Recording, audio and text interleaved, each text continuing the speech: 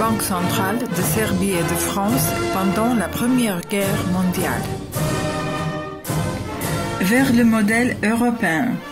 Depuis sa constitution, la Banque nationale privilégiée du Royaume de Serbie aspira à l'adoption des règles et des procédures en vigueur dans les systèmes bancaires développés de l'Europe occidentale.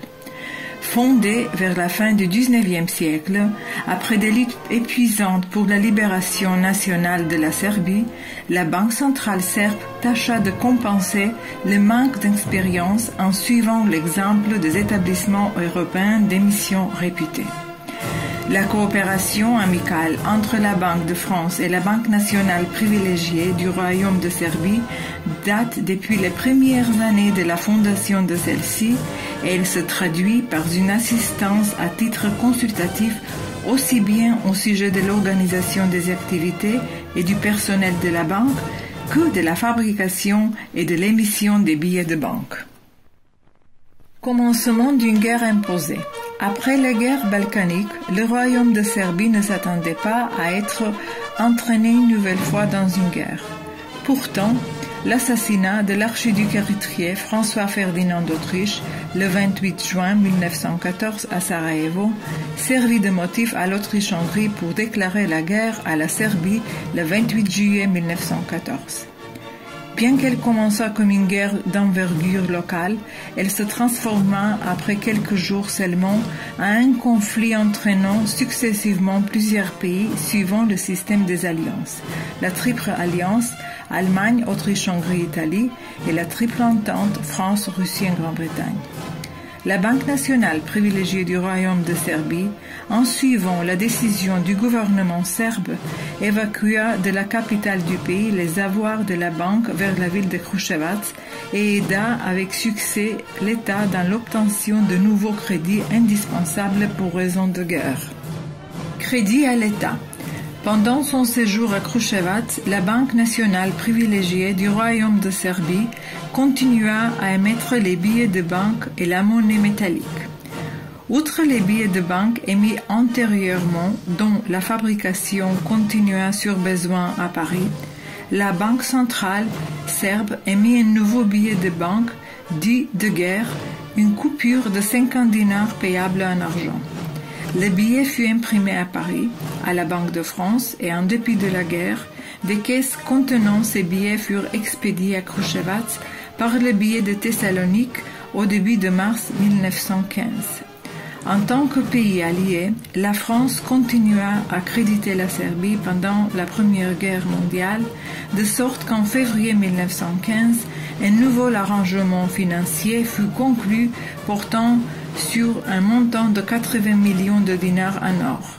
Lors de ces opérations de crédit, on prenait soin que les obligations de l'État envers la Banque centrale en tant que garant de la stabilité de la monnaie soient toujours couvertes. Nouvelles épreuves. La garde de la stabilité du dinar demeura, en ce temps de guerre, une tâche importante pour la Banque nationale privilégiée du Royaume de Serbie. Toutefois, de nouvelles épreuves étaient à l'horizon. Après les premières victoires de l'armée serbe aux batailles de Ser et Kolubara, une nouvelle offensive de puissance centrale commença en septembre 1915.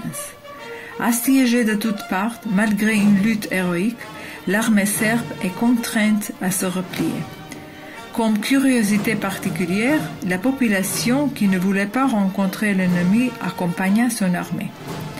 Sur le territoire de la Serbie, la Banque centrale fonctionna dans des circonstances de guerre jusqu'au 1er octobre 1915, quand, sur décision du gouvernement royal, elle prit la route de l'évacuation vers l'étranger pour une durée de 4 ans en traversant Niš, Skopje et Thessalonique. Évacuation.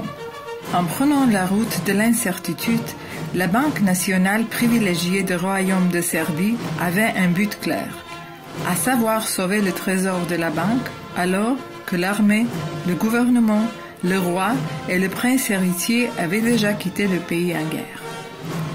Malgré les nouvelles quotidiennes qu'elle recevait du front en arrivant à Niš, puis à Thessalonique, sur le calvaire de l'armée serbe dans sa retraite à travers l'Albanie, l'administration de la banque ne perdait pas l'espoir dans l'aide des Alliés, tout particulièrement de la France. Et vraiment, le 6 décembre 1915, les biens de la banque sont embarqués sur le navire de guerre français Ernst Renan, qui le 8 décembre prend la mer à destination de la France. Ne pouvant accoster comme prévu à Marseille, à cause de sa taille, le navire arrive dans le port de guerre de Toulon, où le trésor de la Banque centrale serbe est transbordé sur le Goliath, sous l'œil vigilant des représentants de la Banque centrale serbe et de la Banque de France, qui annoncèrent l'arrivée en toute sécurité, le 20 décembre 1915 à Marseille, des biens de la Banque nationale privilégiée du Royaume de Serbie. Confiance en une monnaie sans territoire. Une des premières activités entreprises par la Banque nationale privilégiée du Royaume de Serbie à Marseille fut l'échange de la monnaie serbe pour la monnaie française. Le cours du dinar, malgré la Serbie occupée, le gouvernement et le roi en exil, la Banque nationale sans cesse en déménagement depuis juillet 1914, resta stable pendant toute cette période défiant les circonstances.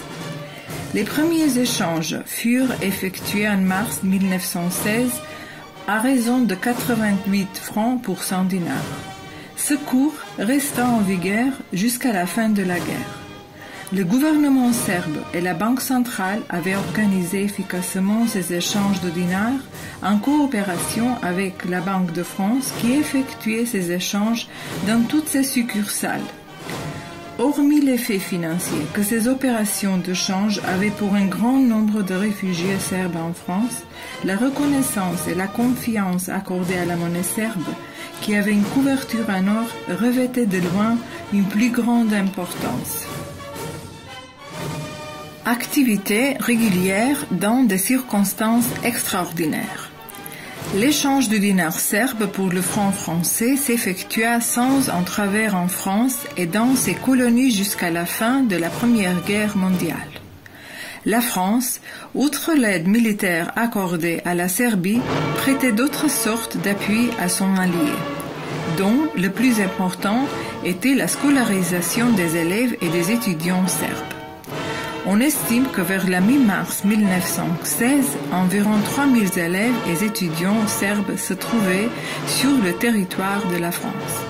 C'est à cette époque que plusieurs sociétés franco-serbes furent créées, chargées de la collecte de moyens financiers pour la scolarisation des enfants serbes. Cette campagne eut beaucoup de succès. L'Université de Paris, présidée par le professeur Liard, son recteur, ayant pris part également à ces activités. Toutes ces transactions financières furent réalisées par la Banque nationale privilégiée du Royaume de Serbie en coopération, naturellement, avec la Banque de France. Monnaie et crédit en exil. Une des caractéristiques essentielles de chaque établissement d'émission est l'impression de billets de banque. Sans tenir compte de l'exil, la Banque nationale privilégiée du Royaume de Serbie avait entrepris en mars 1916 les préparatifs pour la fabrication d'un autre billet de banque dit de guerre, une coupure de 5 dinars payable en argent. Le 24 août, la Banque de France avait déjà achevé tous les préparatifs et imprimé une estampe d'essai de ce billet. Suite à l'autorisation de M. Dusan Šajnović, secrétaire général de la Banque nationale privilégiée du Royaume de Serbie, la fabrication de la première série de ce billet fut terminée dans la seconde moitié du mois de septembre 1916. Outre ce billet de banque, des pièces métalliques de 0,50, 1 et 2 dinars furent frappées à l'hôtel de la monnaie de la Banque de France. En plus de la fabrication de la monnaie, la Banque centrale serbe exerçait d'autres activités aussi, comme par exemple l'octroi des crédits aux citoyens. La banque recevait les demandes d'emprunt, les traitait et les adressait au comité de crédit qui les approuvait ou les refusait. Vers la fin de la guerre.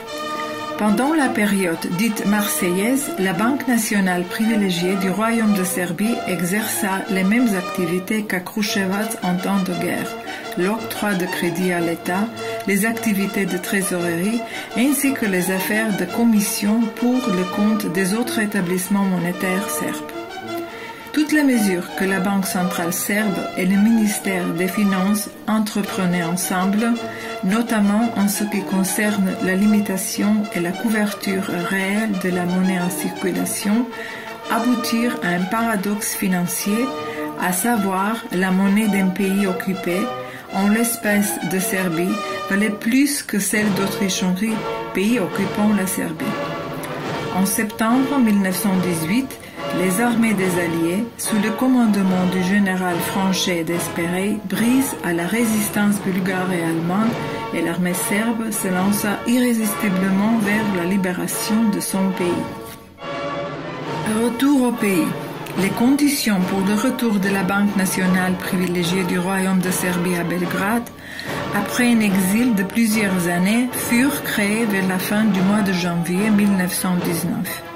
Rentrant à Belgrade, à son ancien bâtiment, la Banque centrale serbe commença une nouvelle période de ses activités dans un nouvel État, le Royaume de Serbes, des Croates et des Slovènes.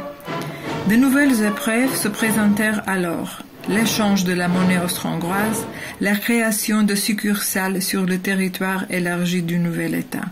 Épreuve qu'elle surmonta avec succès dans la période qui suivit. Les services amicaux et l'hospitalité de la Banque de France ne furent point oubliés. La Banque centrale serbe demeura fidèle à son modèle et protecteur de temps de guerre. En 1925, en temps de paix, elle accepte avec gratitude la proposition faite par la Banque de France de lui prêter une assistance technique et professionnelle pour la construction de l'Institut pour la fabrication des billets de banque et de la monnaie métallique à la Banque centrale serbe.